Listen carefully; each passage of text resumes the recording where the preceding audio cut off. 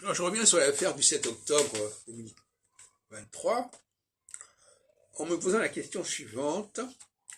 D'abord, ce qui fait problème dans cette affaire, c'est que au lieu que les soldats, j'appelle ça des soldats, on peut dire les terroristes, les soldats en tout cas, aient affaire à d'autres hommes, ils ont affaire à des civils, et non seulement des civils, mais à des femmes et à des enfants.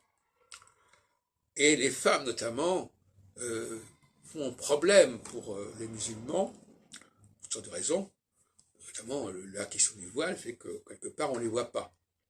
Or, les femmes israéliennes, on les voit.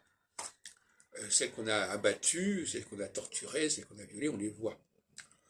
Et donc, à mon avis, c'est ça qui n'avait pas été prévu par le commandement du Hamas. Il n'avait pas prévu le comportement de ces soldats. Il n'avait pas prévu que face à des civils, ils aient des relations aussi barbares. Il n'aurait pas. Et à mon avis, c'est ça qui a déconné, on peut dire.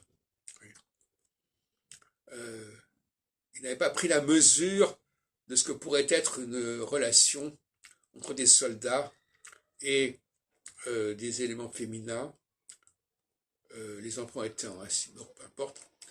Et il y a eu un débordement qui n'était pas prévu.